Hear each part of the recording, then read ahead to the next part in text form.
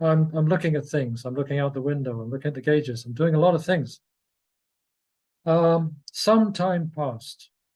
The oscillations seem to diminish. And then there came what he called the pressure bump. Now, the pressure bump, he did not describe it as a movement of the gauges. He described it as a physiological sensation in his ear. That's to say, it's like the sensation in the old days. You remember when airplanes were much less sophisticated than they are now. I don't know if you're old enough to remember, but in the old days, certainly in the 70s, airplanes used to descend quite quickly from the cruising altitude, and usually the cabin pressure didn't adjust sufficiently gradually for the passenger's comfort. And so you would get these bumps in your ears. You get a popping in your ear. You maybe don't remember, but in those days, the cabin crew used to give you candies to suck on to help your ears adjust.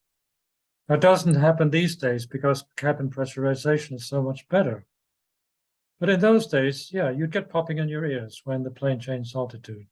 It was that kind of pop in their ears, which the second officer felt,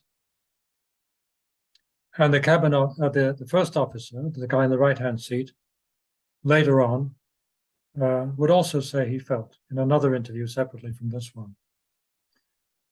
But neither of them said this very clearly to the FBI. The way they told their testimony to the FBI, and don't forget, they're saying this on the early morning after the flight, probably in Reno Airport, where they're very tired and they're under pressure. And they simply say, yeah, there was oscillations and, we heard it, we felt it, and can we go now? Can we go to bed? So again, you don't fault them. They kind of compressed this whole episode. To go back to the second officer, he said that pressure bump came. We were all surprised by it, and we waited for something else to happen, and nothing else happened. Neither another bump, nor any more oscillations. And it took some time, and then we reported it by radio. The first officer, I pick up from him now, he also told in an interview that he reported it by radio. He didn't say later. The way he told it was like he reported right away. But according to the second officer, they reported it after some time. One of the mysteries is that report is missing. It doesn't appear in any transcript from air traffic control, and it doesn't appear in any transcript of the conversations with Northwest, who were on another frequency. I just recently wrote a blog post on my blog where I have tried to explain why that report never appeared. I won't get into that right now. But essentially, to answer your question, the oscillations and the pressure bump were separate phenomena completely. One was on a gauge, the other was physically felt in the ears. Somehow they got conflated and compressed into a single event, and that's the way the FBI understood it. To their misfortune, because they started looking in the place where they thought the oscillations had occurred, and in fact they should have been looking at the place where the pressure bump occurred, which could have been minutes later. And if you're flying at 3 miles a minute, 3 nautical miles a minute, that's a long way away. Yeah. If it's as much as, or as little as 3 minutes later, which of course, I'm just guessing, I have no way of knowing, but say it's 3 minutes later after the oscillations, that's 9 nautical miles away. So that's totally outside the area where they searched. They searched a parallelogram approximately 6 miles north-south, about 3 miles east-west. if you're 9 miles out, you won't find anything in that parallelogram. So I think it's one of the fundamental misconceptions that was made early on, nobody's fault, but I believe they were looking in the wrong place. Right. Okay.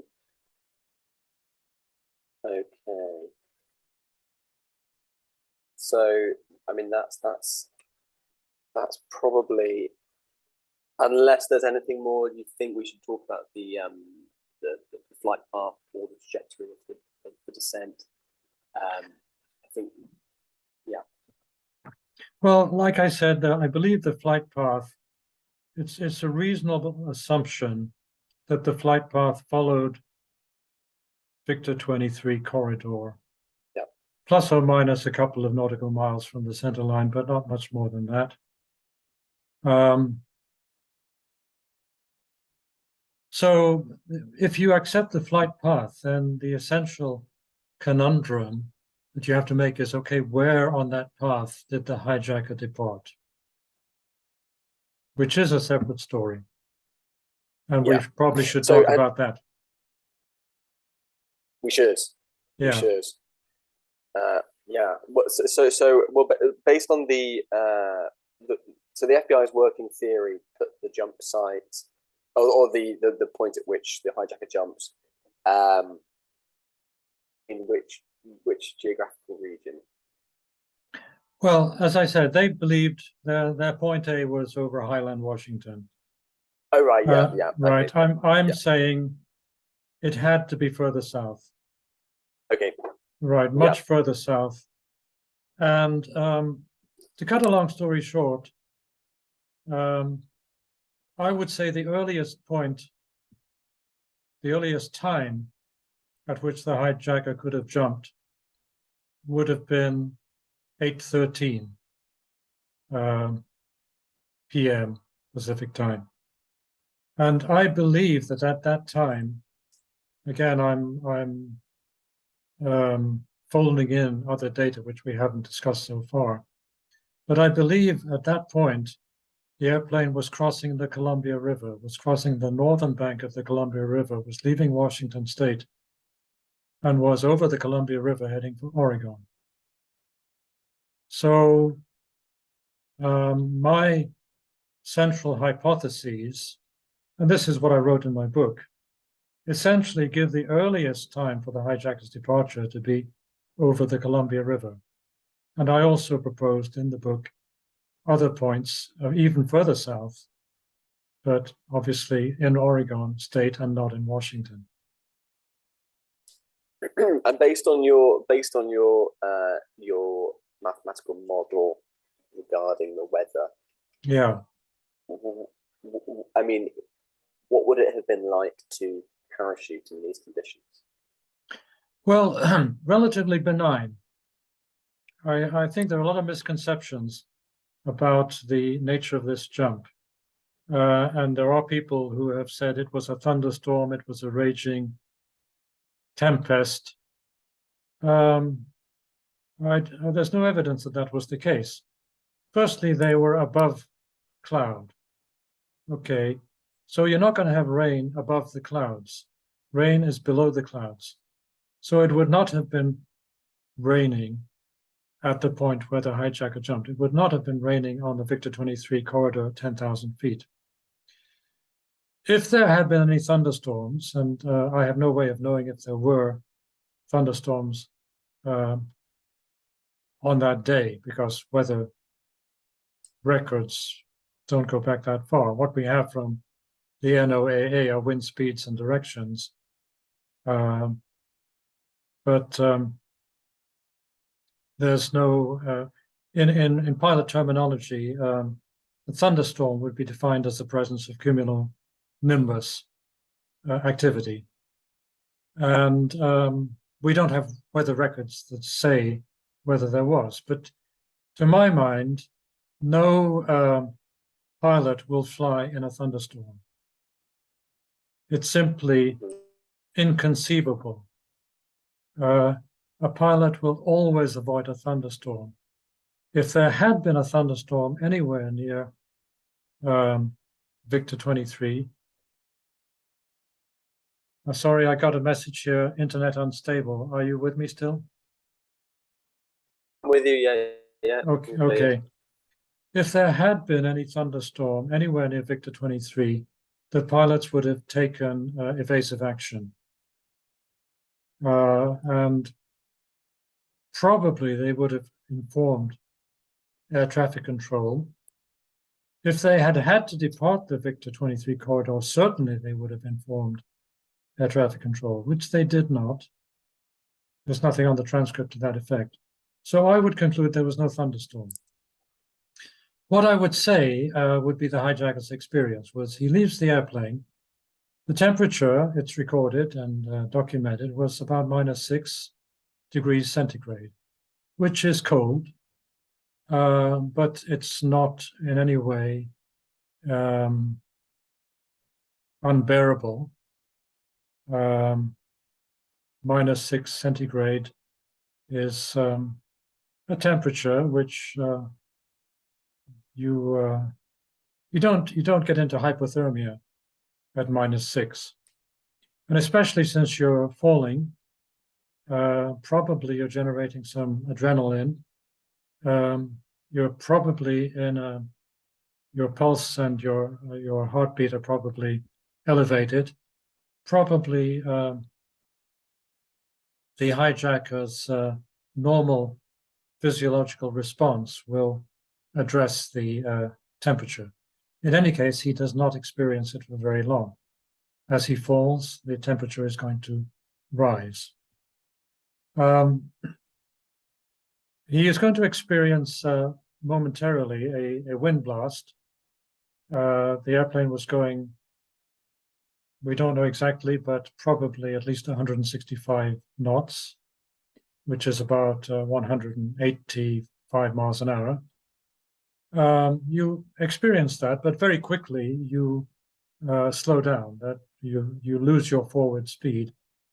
So that will be an initial brief shock. I've experienced that shock myself, jumping out of small airplanes at a lower speed, I mean, more like 80 knots. It's not something that causes you any grief. Okay, the next physiological experience is when he opens the chute. Here we have to say we don't know when he did that. He could have made an early pull, he could have made a late pull. I would say that an early pull would be probably more likely. I'll get into this a bit later, but I would say an early pull is likely, which means obviously a longer descent. Okay, but whether it's an early pull or a late pull, he will reach terminal velocity quite quickly, like within a couple of seconds. That's approximately, I believe it's about 120 miles an hour. Okay, when you pull, you're very quickly reduced to the descent speed of the canopy, which is something like 15 miles an hour. Okay, so you lose that speed quickly. You experience a G-force momentarily of the order of 2 or 3 Gs. And by the way, this is a military canopy, so it's designed for a quick opening. So it would be relatively harder pull than with a civilian canopy. So you'll experience probably at least 2 or 3 Gs for a fraction of a second. Okay, I've had that same opening shock. It doesn't cause you grief. At that point, you're under canopy, you're floating. You have a military conical canopy, which has pretty limited steering capability. It's not unsteerable, but you can only steer by pulling on the shroud lines, pull more on the left, more on the right. You can make it turn a little bit. But military canopies are not designed for steering, so he doesn't have a lot of control. He's basically under the wind now. Okay, he's descending, and let's say if it's an early pull, he's got